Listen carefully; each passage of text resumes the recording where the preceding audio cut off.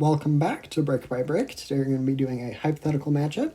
In this case, it is going to be between the current vice president on the Republican side, J.D. Vance, on the Republican side, and then on the Democratic side, we're going to be going with AOC, a congresswoman from New York. So this is one of the possible outcomes of the primary. AOC is less likely to be the Democratic nominee than Vance is to be the Republican nominee.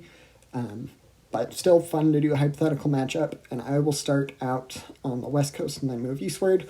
So this is largely based on the 2024 presidential election results, which is why states like Jersey and Connecticut and Rhode Island are a little bit less Democrat friendly than usual. I do think that in this situation, they would also remain in the Democratic column, just like they did in 2024.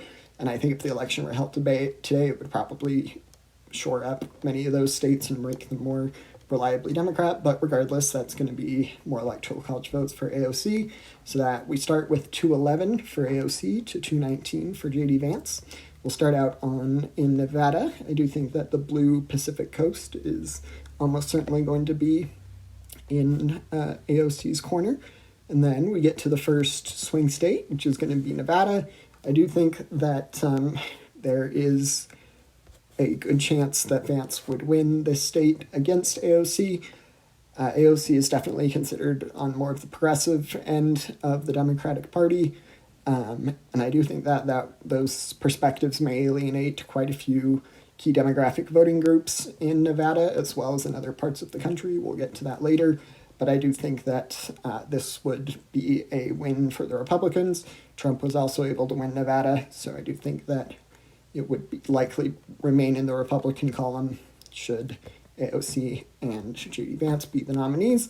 And then I think there might actually be one more lean state. I'm going to go with Arizona right now is in the lean category. Again, similar issues to Nevada, not the strongest support for the Democratic Socialist appeal. There are areas of the country where that could play off better, and we'll get to those later. But I do think that it might be tilt, but for now I'll just do it as tilt. But it could end up being closer to the lean margin. This state went to Trump by a lean margin. It was the furthest right state voting of the key swing states. So something to consider there. So with that's 211 to 236. And then I do think there's going to be some more good news for AOC though. I do think that states of Minnesota and New Hampshire, I do think that they might be a little bit more competitive with AOC as the nominee, but I do think that they would most likely remain in the Democratic column. Harris was even able to win both of these states, so most likely would be the case there. And that brings us to 225 to 236.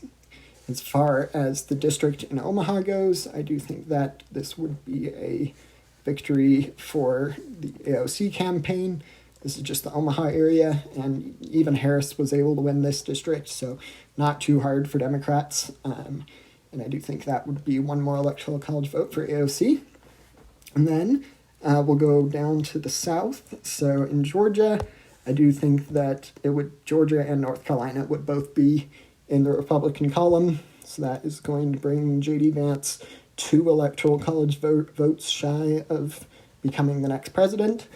And I do think that in the state of Wisconsin, these 3 Rust Belt states really are going to determine who is the next president in this hypothetical matchup. If we go on the Democratic side and go to these states, we can,